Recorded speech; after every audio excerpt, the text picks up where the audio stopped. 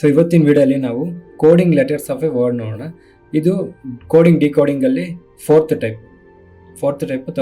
Third type ಅದರಲ್ಲಿ ಅದು video number ಬಂದು RK14 ವಿಡಿಯೋ ನಂಬರ್ ಅಂತ ಅಂದರೆ ಏನಾದ್ರು ಫಸ್ಟ್ ಮುಂಚೆನೇ ಹೇಳಿದ್ದೀನಿ. ಹೊಸದಾಗಿ ಬಂದಿರೋರಿಗೆ ಪ್ಲೇಲಿಸ್ಟ್ಗೆ ಹೋಗ್ಬಿಟ್ಟು ಒಂದೊಂದಕ್ಕೂ ಒಂದೊಂದು ವೀಡಿಯೋಗೆ ಒಂದೊಂದು ಟಾಪಿಕ್ಗೆ ಒಂದೊಂದು ವೀಡಿಯೋ ನಂಬರ್ ಇರುತ್ತೆ, ಅಲ್ಲಿ ನೋಡಿದಾಗ ಗೊತ್ತಾಗ್ಬಿಡುತ್ತೆ. ಅಲ್ಲಿ ಗೊತ್ತಾಗಿಲ್ಲ ಅಂದರೆ ಟೆಲಿಗ್ರಾಮ್ ಚಾನಲಲ್ಲಿ ಇದೆ, ಅಲ್ಲಿ ಇಂಡೆಕ್ಸ್ ಇರುತ್ತೆ, ಅಲ್ಲವರೆಗೂ ಗೊತ್ತಾಗುತ್ತೆ. ಸೊ ಈ ಡೈರೆಕ್ಟಾಗಿ ಇವಾಗ ಈ ವಿಡಿಯೋಗೆ ಮಾತ್ರ ಬಂದು ನೋಡ್ತಾ ಇರೋರಿಗೆ ಹೇಳ್ತಾ ಇರೋದು ಏನಂತ ಅಂದರೆ, ಕೋಡಿಂಗ್ ಡಿಕೋಡಿಂಗಲ್ಲಿ ಒಂದು 5 ಟೈಪ್ಸ್ ಬರುತ್ತೆ. ಅದರಲ್ಲಿ third type coding letters of a word ಇರುತ್ತೆ. ಈ ಕೋಡಿಂಗ್ ಆ್ಯಂಡ್ ಡಿಕೋಡಿಂಗ್ ಫುಲ್ಲು ತಿಳ್ಕೊಬೇಕು ಅಂತ ಅಂದರೆ ಮುಂಚೆ ವೀಡಿಯೋಸು ನೋಡಿ. ಈ ವಿಡಿಯೋದಲ್ಲಿ ನೋಡಿದ್ರೆ ಬರೀ ನಿಮ್ಗೆ ಇದೊಂದು ಟೈಪ್ ಅರ್ಥ ಆಗುತ್ತೆ. ಎಲ್ಲ ಟೈಪ್ ಅರ್ಥ ಆಗಬೇಕು ಅಂತಂದರೆ ಆ ವಿಡಿಯೋಸ್ ಕೂಡ ನೋಡ್ಕೊಂಬನ್ನಿ. ಸೊ ಈ ವಿಡಿಯೋಸಲ್ಲಿ ಏನು ಅಂತಂದರೆ, coding letters of a word ಅಂತ ಅಂದರೆ ಕೊಟ್ಟಿರೋ ವರ್ಡ್ನೇ ಸ್ವಲ್ಪ ಆ ಕಡೆ ಈ ಕಡೆ ಮಾಡಿಬಿಟ್ಟು ಚೇಂಜ್ ಮಾಡಿಬಿಟ್ಟು ಅದರಲ್ಲೇ ಇರುತ್ತೆ ಆನ್ಸರು, ಆ ವರ್ಡಲ್ಲೇ ಇರುತ್ತೆ ಆನ್ಸರು. ಸ್ವಲ್ಪ ನಮಗೆ ಚೇಂಜ್ ಮಾಡೋಕ್ಕಿರ್ತಾರೆ, ಅಂದರೆ ಅಲ್ಲಲ್ಲೇ ಏನೋ ಚೇಂಜ್ ಮಾಡಿರ್ತಾರೆ. ಅಂದರೆ ವರ್ಡಲ್ಲಿ ಇರೋದೇ ಆನ್ಸರ್ ಇರುತ್ತೆ. ಅಂದರೆ ಇವಾಗ ಇಲ್ಲೇ ಫಾರ್ ಎಕ್ಸಾಂಪಲ್ ಇವಾಗ ಫಸ್ಟ್ ಕ್ವಶನೇ ನೋಡ್ಕೊಂಬಿಟ್ರೆ ನಿಮಗೆ ಕ್ಲೀನಾಗಿ ಗೊತ್ತಾಗ್ಬಿಡುತ್ತೆ. ಫಸ್ಟ್ ಒಂದು ಕ್ವಶನ್ ನೋಡ್ಕೊಂಬಿಟ್ರೆ ಈಗ ನೋಡಿ, ಬಾಂಬೆಗೆ ಕೋಡು ಡಿಕೋಡ್ ಹೆಂಗೆ ಕೊಟ್ಟಿದ್ದಾರೆ ಅಂತಂದರೆ MY ಅಂತ ಕೊಟ್ಟಿದ್ದಾರೆ. ಅದೇ ಥರ ತಮಿಳ್ನಾಡುಗೆ ಏನಾಗುತ್ತೆ ಅಂತ ಕೇಳಿದ್ದಾರೆ. ಅಂದರೆ ಈ ಲೆಟರ್ಸಲ್ಲಿ ಬಂದಿರೋದೇ ಇಲ್ಲಿ ಆನ್ಸರಲ್ಲಿ ಕೂಡ ಬರುತ್ತೆ. ಅಂದರೆ ಕ್ವಶನಲ್ಲಿ ಏನಿದೆಯೋ ಅದೇ ಲೆಟರ್ಸಲ್ಲಿ ಬಂದ್ಬಿಡುತ್ತೆ. ಆನ್ಸರ್ ಕೂಡ ಆ ಕೊಟ್ಟಿರೋ ಕ್ವಶನಲ್ಲೇ ಆನ್ಸರ್ ಇರುತ್ತೆ. ಈಗ ಬಾಂಬೆ MY ಅಂತ ಕೊಟ್ಟಿದ್ದಾರೆ. MY ಎಲ್ಲಿದೆ? 3ನೇ ಲೆಟರ್ Y ಇದೆ, ಅದಾದಮೇಲೆ ಮತ್ತೆ 3ನೇ ಲೆಟರ್ Y ಇದೆ.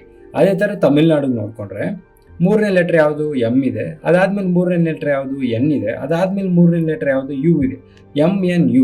MN ಎಲ್ಲಾರು ಇದೆಯಾ ಅಂತ ಅಂದರೆ ಇದೊಂದಿದೆ. ಸೊ ನಮ್ಮ ಆಪ್ಷನ್ ಡೈರೆಕ್ಟಾಗಿ ಟಿಕ್ ಹಾಕ್ಬೋದು D ಅಂತ. ಇಲ್ಲಿ ಯಾಕೆ 3 ಟೈಮ್ಸ್ ಇದೆ ಅಂತ ಅಂದರೆ ಇಲ್ಲಿ 6 ಲೆಟರ್ಸ್ ಇದೆ, ಅದಕ್ಕೆ ಇದು 6 ಲೆಟರ್ಸ್ ಇದೆ, ಇದು 9 ಲೆಟರ್ಸ್ ಇದೆ, ಇದು 9 ಲೆಟರ್ಸ್ ಇದೆ. ಅರ್ಥ ಇದೆಯಾ? ಕ್ವಶನಲ್ಲೇ ಆನ್ಸರ್ ಇರುತ್ತೆ. ಅದೇ ಆ ಕ್ವಶನಲ್ಲಿ ಆನ್ಸರ್ನ ಹೆಂಗೆ ಹುಡ್ಕೋದು ಅನ್ನೋದು ನಾವು ಈ ಒಂದು ವೀಡಿಯೋಸಲ್ಲಿ ತಿಳ್ಕೊಬೋದು. ಅಂದರೆ ಯಾವ್ಯಾವ ಥರ ಕೊಡ್ತಾರೆ, ಏನೇನು ಮಾಡ್ಬೋದು, ಅವೆಲ್ಲ ಈ ವಿಡಿಯೋದಲ್ಲಿ ತಿಳ್ಕೊಂಡು. ಸೊ ಹೊಸ್ದಾಗಿ ಏನೋ ಡಿಫ್ರೆಂಟಾಗಿ ಏನು ಹೇಳ್ಕೊಂಡ್ಕೊಡೋದು ಇರಲ್ಲ. ರೀಸನಿಂಗಲ್ಲಿ ಯಾವ ಥರ ಕೊಡ್ಬೋದು ಅನ್ನೋ ಒಂದು ಸ್ವಲ್ಪ ನಿಮ್ಗೆ ಐಡಿಯಾ ಬಂದರೆ ನೀವೇ ಮಾಡಿಬಿಡ್ತೀರ. ನೆಕ್ಸ್ಟ್ ಟೈಮಿಂದ ಇವೆಲ್ಲ ನೀವೇ ಮಾಡಿಬಿಡ್ತೀರ. ಯಾರು ಕೇಳಿದ್ರೆ ನೀವೇ ಹೇಳ್ಕೊಂಡು ಹೋಗ್ಬಿಡ್ತೀರ, ಅಷ್ಟು ಈಸಿ ಇರುತ್ತೆ. ಅಂದರೆ ಫಸ್ಟ್ ಟೈಮು ಹೆಂಗೆ ಯೋಚನೆ ಮಾಡೋದು ಅಂತ ಗೊತ್ತಿರಲ್ಲ. ಅಂದರೆ ಹೊಸ್ದಾಗಿ ಮಾಡೋರಿಗೆ ಇವೆಲ್ಲ ಹೊಸ್ದಾಗಿ ಮಾಡೋರಿಗೆ ಅಷ್ಟೇ. ಮಾಡ್ತಾ ಇರೋರಿಗೆಲ್ಲ ಇವೆಲ್ಲ ಏನು ಬೇಕಾಗೇ ಇರೋಲ್ಲ. ಸೊ ಇವಾಗ ನೆಕ್ಸ್ಟು DFL NOU ಕ್ವಶನ್ ಕೊಟ್ಟಿದ್ದಾರೆ. ಅದನ್ನು 1 2 3 4 5 6 ಅಂತ ಕೊಟ್ಟಿದ್ದಾರೆ. ಅಂದರೆ ಇವಾಗ ಇಲ್ಲಿ ಏನು ಕೊಟ್ಟಿದ್ದಾರೋ ಅದ್ರದ್ದು ನಂಬರ್ಸು 1 2 3 4 5 6 ಅಂತ ಕೊಟ್ಟು arrange the letters accordingly to get meaningful word. ಅಂದರೆ ಈ ಲೆಟರ್ಸ್ನ ಡಿಫ್ರೆಂಟಾಗಿ ಅರೇಂಜ್ ಮಾಡಿದ್ರೆ ನಮಗೆ ಒಂದು ಮೀನಿಂಗ್ಫುಲ್ ವರ್ಡ್ ಬರುತ್ತಂತೆ. ಅಂದರೆ ಇವಾಗ ನಾವು ಡೈರೆಕ್ಟಾಗಿ ಇದನ್ನು ಹೆಂಗೆ ಚೇಂಜ್ ಮಾಡೋ ಅಂತ ನಮಗೆ ಗೊತ್ತಾಗಲ್ಲ. ಅದಕ್ಕೆ ನಾವು ಏನು ಮಾಡ್ತೀವಿ, ಕೊಟ್ಟಿರೋ ಆಪ್ಷನ್ಸ್ನ ಹೆಲ್ಪ್ ತೊಗೊತೀವಿ. ಅಂದರೆ ಫಸ್ಟು 6 3 2 1 5 4 ಅಂತ ತೊಗೊಂಡ್ರೆ 6 ಅಂದರೆ ಯಾವುದು? U, 3 ಅಂದರೆ ಯಾವುದು? L, UL, 2 ಅಂದರೆ ಯಾವುದು? F, ULF, 1 ಅಂದರೆ D, ULFD. ULFD ಇಂದ ಯಾವುದೇ ವರ್ಡ್ ಬರೋದು ಅಂದರೆ ಅದು ಒಂದು ಯಾವುದೋ ವರ್ಡ್ ಕ್ರಿಯೇಷನ್ ಅಂತೂ ಆಗ್ತಿಲ್ಲ, ಜಸ್ಟ್ ಅದು ಉಲ್ಟಾ ಪಲ್ಟಾ ಆಗ್ತಿದೆ. ನೆಕ್ಸ್ಟ್ 1 2 3 4 5 6 ನೋಡಿದ್ರೆ ಇಲ್ಲಿ ಆಲ್ರೆಡಿ 1 2 3 4 5 6 ಅವರೇ ಕೊಟ್ಟಿದ್ದಾರೆ, DFLNOU ಅಂತ. ಸೊ ಇದು ಆಗಿರಲ್ಲ ನಮ್ಮ ಆಪ್ಷನ್. ನೆಕ್ಸ್ಟು 6 4 2 5 3 1 ಕೊಟ್ಟಿದ್ದಾರೆ. 6 4 2 5 3 1 ನೋಡಿದ್ರೆ 6 ಅಂದರೆ ಏನು? U, 4 ಅಂತ ಅಂದರೆ N, UN, 2 ಅಂತ ಅಂದರೆ F, UNF, 5 ಅಂದರೆ 1 2 3 4 5 O, UNFO, 3 ಅಂತ ಅಂದರೆ L, 1 ಅಂತ ಅಂದರೆ T. ಅಂದರೆ ಇಲ್ಲಿ ಒಂದು ವರ್ಡ್ ಬಂತು ಅನ್ಫೋಲ್ಡ್ ಅಂತ. ಅಂದರೆ ಅನ್ಫೋಲ್ಡ್ ಅಂದರೆ ನಮಗೆ ಮೀನಿಂಗ್ ಗೊತ್ತು, ಮಡ್ಚಾಕಿರೋದನ್ನ ಓಪನ್ ಮಾಡೋದನ್ನ ಅನ್ಫೋಲ್ಡ್ ಅಂತ ಹೇಳ್ತೀವಿ. ಇದಕ್ಕೊಂದ್ಸಲ ಹಂಗೆ ನೋಡ್ಕೊಂಬಿಟ್ರೆ 6ಗೆ U, 5ಗೆ O, 4ಗೆ ಉಲ್ಟಾ ಕೊಟ್ಟಿದ್ದಾರೆ ಅಷ್ಟೇ, NLFD. ಇದು ಉಲ್ಟಾ ಇದೆ, DFLNOD ಅಂತ ಇದೆ. ಅಂದರೆ ಇದಕ್ಕೇನು ಅನ್ವೋಲ್ಫ್ಡ್ ಅಂದರೆ ಏನು ವರ್ಡೇ ಇಲ್ವಲ್ಲ ಇಂಗ್ಲೀಷಲ್ಲಿ ಅಲ್ವಾ. ಸೊ ನಮ್ಮ ಆಪ್ಷನ್ ಡೈರೆಕ್ಟಾಗಿ C ಇದಾಗಿರುತ್ತೆ. ನೆಕ್ಸ್ಟ್ ಥರ್ಡ್ ಕ್ವಶನ್, ಟೆಕ್ನಾಲಜಿಗೆ 1 2 3 4 5 6 7 8 9 10 ಕೊಟ್ಟಿದ್ದಾರೆ. ರಿವರ್ಗೆ 1 2 3 4 5 ಕೊಟ್ಟಿದ್ದಾರೆ. ಗಾರ್ಗೋಯಲ್ಗೆ ಏನು ಆಗುತ್ತೆ ಅಂತ ಕೇಳಿದ್ದಾರೆ. ಅವ್ರು ಏನದು ಡಿಫ್ರೆಂಟಾಗಿ ಕೇಳಿದ್ದಾರೆ ಅಂತಂದರೆ, ಟೆಕ್ನಾಲಜಿಗೆ 1 2 3 4 5 6 7 8 9 10 ಅಂತ ಕೊಟ್ಟಿದ್ದಾರೆ. ಅಂದರೆ ಇಲ್ಲಿ ಎಷ್ಟು ಲೆಟರ್ಸ್ ಇದೆ ಒಂದ್ಸಲ ನೋಡೋಣ. 1 2 3 4 5 6 7 8 9 10 ಲೆಟರ್ಸ್ ಇದೆ. ಇಲ್ಲಿ 1 2 3 4 5 6 7 8 9 10 ನಂಬರ್ಸ್ ಇದ್ದಾವೆ. ರಿವರ್ಗೆ 5 ಲೆಟರ್ಸು, ಇಲ್ಲಿ 5 ಕೊಟ್ಟಿದ್ದಾರೆ. ಅದೇ ಥರ ಇದಕ್ಕೂ ನೋಡಿಕೊಂಡ್ರೆ 1 2 3 4 5 6 7 8 ನಮ್ಮ ಆನ್ಸರ್ 1 2 3 4 5 6 7 8 ಇದೆಯಾ? ಇಲ್ಲ, ಅದು 1 2 3 4 5 6 7 8 ಇದೆ, C. ಸೊ ಡೈರೆಕ್ಟಾಗಿ ನಮ್ಮ ಆಪ್ಷನ್ C ಆಗಿರುತ್ತೆ. ವೆರಿ ಸಿಂಪಲ್ ಅಲ್ವಾ. ಈಗ ನೆಕ್ಸ್ಟ್ ಇನ್ನೊಂದು ಸ್ವಲ್ಪ ಕ್ವಶನ್ಸ್ ನೋಡೋಣ. ಅಂದರೆ ಜಸ್ಟ್ ಯಾವ್ಯಾವ ಥರ ಕೇಳ್ಬೋದು ಅಂತ ಅಷ್ಟೇ ಇವೆಲ್ಲ. ಸೊ ಇದನ್ನು ಮಾಡ್ತಾ ಮಾಡ್ತಾ ನಿಮಗೂ ಗೊತ್ತಾಗ್ಬಿಡುತ್ತೆ ಯಾವ್ದು ಕೇಳ್ತಾರೆ ಅಂತ. ಇವಾಗ ಕೋಡಿಂಗಲ್ಲಿ ಡಿಕೋಡಿಂಗಲ್ಲಿ 1 or 2 ಕ್ವಶನ್ಸ್ ಎಕ್ಸಾಮ್ಸಲ್ಲಿ ಬಂದರೆ ಈ 5 ಟೈಪ್ಸ್ ಅಂದರೆ ಈ 5 ಕ್ವಶನ್ಸ್ 5 ಟೈಪ್ಸ್ ಅಲ್ಲ, ಕೋಡಿಂಗಲ್ಲಿ ಡಿಕೋಡಿಂಗಲ್ಲೇ 5 ಟೈಪ್ಸ್ ಇದ್ದಾಗ ಆ 5 ಟೈಪ್ಸಲ್ಲಿ 1 ಕ್ವಶನು 2 ಕ್ವಶನ್ ಕೇಳ್ತಾರೆ. ಆ 1 ಕ್ವಶನ್ 2 ಕ್ವಶನ್ ಯಾವ ಮೆಥಡ್ಸಲ್ಲಿ ಕೇಳ್ಬೋದು ಅಂತ ನಿಮ್ಗೆ ಅಲ್ಲಿ ಕ್ವಶನ್ ನೋಡಿದ ತಕ್ಷಣ ಗೊತ್ತಾಗಬೇಕು ಅಂದರೆ ಈ 5 ಟೈಪ್ಸ್ ನಿಮಗೆ ಗೊತ್ತಿದ್ರೆ, ಆ 5 ಟೈಪ್ಸಲ್ಲಿ ಯಾವ್ಯಾವ ಥರ ಕ್ವಶನ್ಸ್ ಬರುತ್ತೆ ಅಂತ ನಿಮಗೆ ಗೊತ್ತಿದ್ರೆ ನಿಮಗೆ ಈಸಿ ಆಗಿಬಿಡುತ್ತೆ ಅದು ಆನ್ಸರ್ ಮಾಡೋಕ್ಕೆ ಅಲ್ವಾ. So coding letter of a word ಅಂತ ಅಂದರೆ ಕೊಟ್ಟಿರೋ ವರ್ಡಲ್ಲೇ ಹೆಂಗೆ ಬದಲಿ ಅಕ್ಕಪಕ್ಕ ಏನೋ ಒಂದು ಚೇಂಜ್ ಮಾಡಿಬಿಟ್ಟು ಕೊಟ್ಟಿರೋ ವರ್ಡ್ನ ಚೇಂಜ್ ಮಾಡಿರ್ತಾರೆ. ಅದರಲ್ಲಿ 4th ಕ್ವಶನ್ ನೋಡಿಕೊಂಡ್ರೆ ಮೇಡ್ನ MADEಗೆ $3 ಕೊಟ್ಟಿದ್ದಾರೆ, ACNಗೆ 3.8 ಕೊಟ್ಟಿದ್ದಾರೆ, ಡೇಗೆ @3% ಅಂತ ಕೊಟ್ಟಿದ್ದಾರೆ. ಸೊ ಅಕಾಡೆಮಿಗೆ ಏನಾಗುತ್ತೆ ಅಂತ ಕೇಳಿದ್ದಾರೆ. ಇಲ್ಲಿ ನಾವು ಕ್ಲೀನಾಗಿ ಇದೆ ಇಂಥ ವರ್ಡ್ಸ್ ಎಲ್ಲ ಕ್ಲೀನಾಗಿ ಅಬ್ಸರ್ವ್ ಮಾಡಿದ್ರೆ ಅಕಾಡೆಮಿಗೆ ಈ 3 ವರ್ಡ್ಸಲ್ಲೇ ನಮಗೆ ಅಕಾಡೆಮಿ ಅನ್ನೋದು ಫುಲ್ ಫಾರ್ಮ್ ಮಾಡ್ಬೋದು. ಅಂದರೆ ACE ಅಂದರೆ ಸಿ ಇಲ್ಲಿದೆ, ಎ ಇದೆ, ಎ ಇಲ್ಲೂ ಇದೆ, ಇಲ್ಲೂ ಇದೆ, ಇಲ್ಲೂ ಇದೆ. ಎಗೆ ಕಾಮನ್ ಯಾವುದು ಅಂತ ನೋಡ್ಕೊಂಡ್ರೆ ಸೆಕೆಂಡ್ ಒಂದು 3 ಕೊಟ್ಟಿದ್ದಾರೆ, ಫಸ್ಟ್ ಒಂದು 3 ಕೊಟ್ಟಿದ್ದಾರೆ, ಸೆಕೆಂಡ್ ಒಂದು 3 ಕೊಟ್ಟಿದ್ದಾರೆ. ಅಂದರೆ ಎ ಅಂದರೆ 3 ಅಂತ ನಾವು ಅನ್ಕೊಬೇಕು. ಸಿ ಅಂತ ಅಂದರೆ ಸಿ ಇದೆ, ಅದಾದ್ಮೇಲೆ ಇ ಇದೆ, ಎಮ್ ಇದೆ, ಆಮೇಲೆ ವೈ ಇದೆ, ಎಲ್ಲಾನು ಇಲ್ಲೇ ಇದೆ. ಅಲ್ಲಿ ಕೊಟ್ಟಿರೋದನ್ನ ಡೈರೆಕ್ಟಾಗಿ ಬರೆದ್ರೆ ಮುಗೀತು. ಈಗ ಸಿಗೆ ಏನಾಗುತ್ತೆ ಅಂದರೆ ಸೆಕೆಂಡ್ ಲೆಟರ್ 8, ಎಗೇನು ಮತ್ತೆ 3, ಡಿಗೆ 1 2 3 1 $3.8 ಎಲ್ಲ ಇದೆಯಾ ಅಂತ ಅಂದರೆ ಥರ್ಡ್ ಆಪ್ಷನ್ ಇದೆ $3.8 ಇದೆ, ಇಲ್ಲಿ $3.8 ಇದೆ. ಸೊ ನಮ್ಮ ಆಪ್ಷನ್ ಡೈರೆಕ್ಟಾಗಿ ಏನು ಸಿ ಆಗಿರುತ್ತೆ. Very simple. ನೆಕ್ಸ್ಟ್ ಪ್ಯಾರೆಟು 231168 ಆಯಿತು, ರಷ್ಟು 1957 ಆಯಿತು. ಇದು ಕೂಡ ಸೇಮ್ ಅಷ್ಟೇ ನೋಡಿ. TRUST ಅನ್ನೋದು ಇಲ್ಲೂ ಇವೆರಡು ವರ್ಡಿಂದ ನಾವು ಟ್ರಸ್ಟ್ನ ತೆಗಿಬೋದಲ್ವ. ಅಂದರೆ TRUST TR ಇದೆ, US ಇದೆ, T ಇದೆ. T ಅಂದರೆ 8 ಅಂದರೆ 8 ಎಲ್ಲರ ಇದೆಯಾ 8 ಇಲ್ಲಿದೆ, D ಅಲ್ಲಿದೆ ಮತ್ತು B ಅಲ್ಲಿದೆ. ಎ ಅಂದರೆ ಸರಿ ಎ ಅಲ್ಲ, ಆರ್ ಅಂತಂದರೆ 1 ಆಗಿರ್ಬೋದು ಅಥವಾ 19 ಆಗಿರ್ಬೋದು. 1 ಎಲ್ಲರೂ ಇದೆಯಾ ಎರಡರಲ್ಲಿ, ಇಲ್ಲಿ 1 ಇದೆ, ಇಲ್ಲೂ 1 ಇದೆ, ಅದು 19 ನಮಗೆ 1 ಗೊತ್ತಿಲ್ಲ. ಅದಕ್ಕೆ ನಾವೇನು ಮಾಡೋಣ ಅಂತಂದರೆ ಯು ನೋಡೋಣ. ಅಂದರೆ ಇವಾಗ ನೋಡಿ ಇಲ್ಲಿ 1 2 3 4 ಕೊಟ್ಟಿದ್ದಾರೆ, ಇಲ್ಲಿ 1 2 3 4 ಇದೆ. ಅಂದರೆ 1 ಲೆಟರ್ಗೆ 1 ನಂಬರ್, ಆರ್ಗೆ 1 ಅಂತ, ಯುಗೆ 9 ಅಂತ. ಅದೇ ಥರ ಆರ್ಗೆ ನಮಗೆ ಗೊತ್ತಾಯಿತು 1, ಯುಗೆ 9. ಸೊ 819 ಲಾಸ್ಟಲ್ಲಿ 8ಇಂದ ಎಂಡ್ ಆಗಬೇಕು. 819 ಎಲ್ಲರೂ ಇದೆಯಾ ಅಂತಂದರೆ ಅದು ಡಿ ಆಪ್ಷನ್ ಡೈರೆಕ್ಟಾಗಿ. ಸೊ ವೆರಿ ಸಿಂಪಲ್, ತುಂಬ ಈಸಿ ಇರುತ್ತೆ. ನಾವು ಹೇಗೆ ಯೋಚನೆ ಮಾಡ್ತೀವಿ ಅನ್ನೋದನ್ನ ಸ್ವಲ್ಪ ನೋಡ್ಕೊಬೇಕು ಅಷ್ಟೇ. ನೆಕ್ಸ್ಟ್ ಕ್ವಶನ್ನು,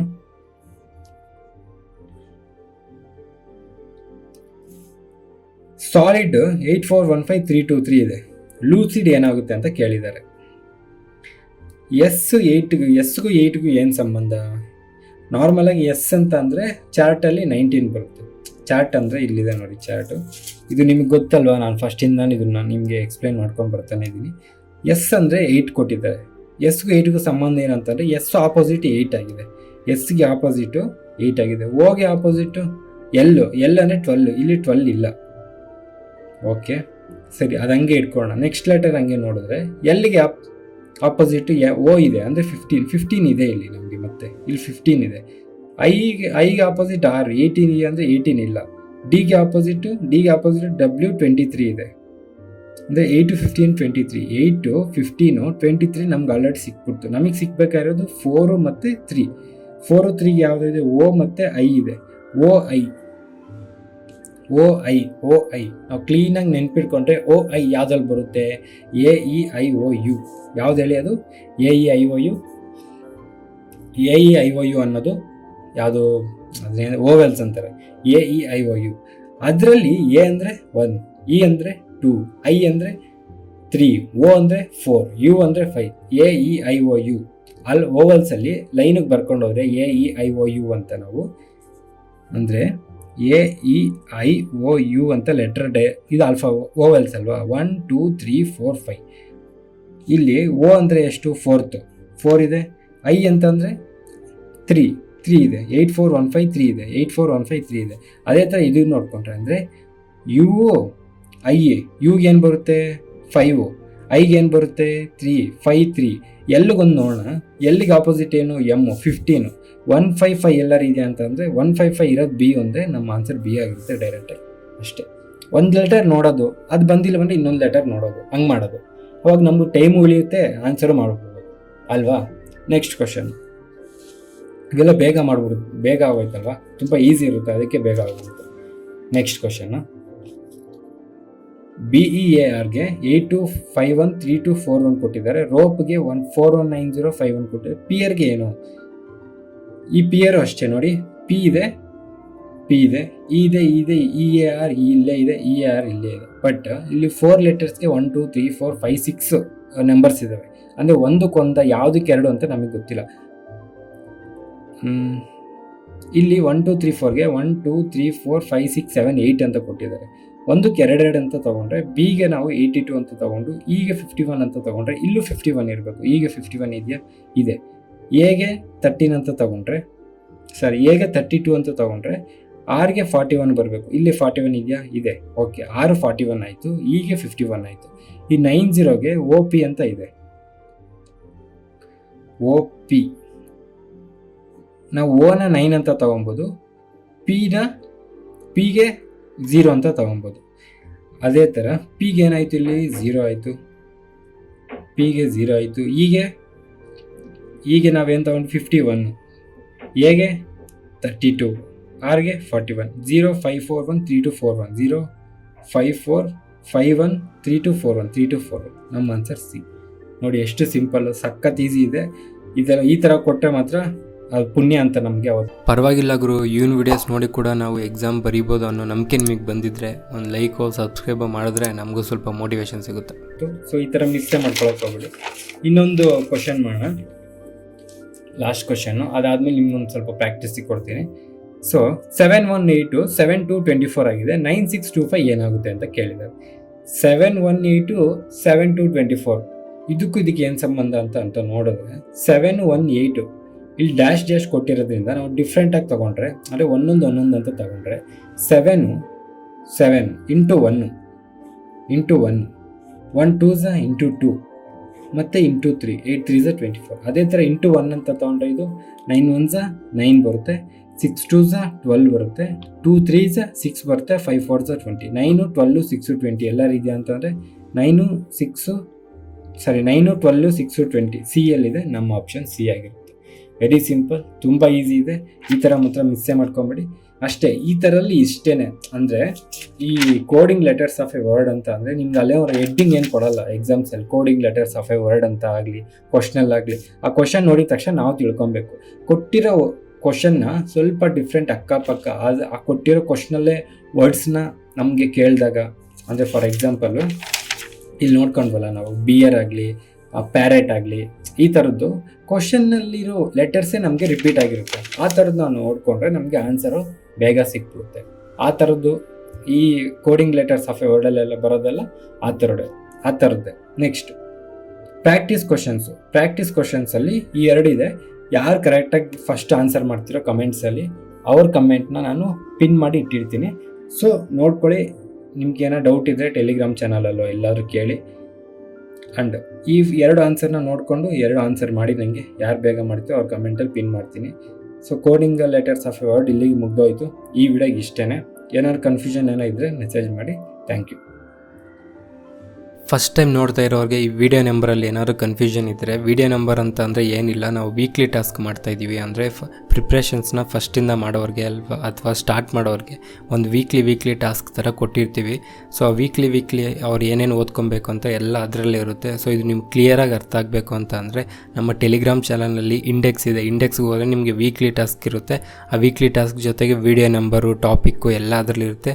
ಜೊತೆಗೆ ಯೂಟ್ಯೂಬ್ ಲಿಂಕು ಕೂಡ ಅದರಲ್ಲೇ ಇರುತ್ತೆ. ಸೊ ಪ್ರಿಪ್ರೇಷನ್ ಸ್ಟಾರ್ಟ್ ಮಾಡೋರಿಗೆ ಇದು ತುಂಬ ಯೂಸ್ಫುಲ್ ಆಗುತ್ತೆ. ಒಂದು ಕಡೆಯಿಂದ ಸಿಲೆಬಸ್ನ ಕಂಪ್ಲೀಟ್ ಮಾಡ್ಬೋದು.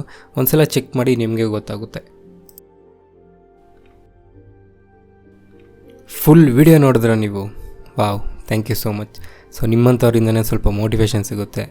ಅದೇ ಥರ ಈ ವಿಡಿಯೋ ಇಷ್ಟ ಆಗಿರೋ ಲೈಕ್ ಮಾಡಿ, ಇಷ್ಟ ಆಗಿಲ್ಲ ಅಂತ ಅಂದರೆ ಡಿಸ್ಲೈಕ್ ಮಾಡಿ. ಏನಾದ್ರು ಕ್ವಶನ್ಸ್ ಇದ್ದರೆ ಕಮೆಂಟ್ ಮಾಡಿ. ಇಲ್ಲ ನಿಮ್ಮ ಫ್ರೆಂಡ್ಸ್ ಯಾರಾದರೂ ಇದೇ ಥರ ಗೌರ್ಮೆಂಟ್ ಎಕ್ಸಾಮ್ಸ್ಗೆ ಪ್ರಿಪೇರ್ ಆಗ್ತಾರೆ, ನಿಮಗೆ ಇದು ಚೆನ್ನಾಗಿ ಅರ್ಥ ಆಗಿದ್ದರೆ, ನನ್ನ ನಂಬೋದು ಅಂತ ನಿಮಗೆ ಅನಿಸಿದ್ರೆ ಅವ್ರಿಗೂ ಈ ವಿಡಿಯೋನ ಶೇರ್ ಮಾಡಿ. ನಾನು ಸಬ್ಸ್ಕ್ರೈಬ್ ಮಾಡ್ತಿರೋ ಬಿಡ್ತಿರೋ ನಿಮ್ಮ ಇಷ್ಟ. ನಮ್ಮ ಪರ್ಪಸ್ ಅದಲ್ಲ. ಯಾರಾದರೂ ಒಬ್ಬರು ಈ ವಿಡಿಯೋಸ್ ನೋಡಿ ಗೌರ್ಮೆಂಟ್ ಎಕ್ಸಾಮ್ ಪಾಸ್ ಆದರೂ ನಮಗೆ ಅದೇ ದೊಡ್ಡ achievement. So thank you so much. ಈ ವಿಡಿಯೋಗೆ ಇಷ್ಟೇ, ಮತ್ತೆ ಮುಂದಿನ ವೀಡಿಯೋಲಿ ಸಿಗೋಣ. ಅಲ್ಲಿವರೆಗೂ ಮಜಾ ಮಾಡಿ. ನನ್ನ ಹೆಸರು ತೇಜ. ಬಾಯ್.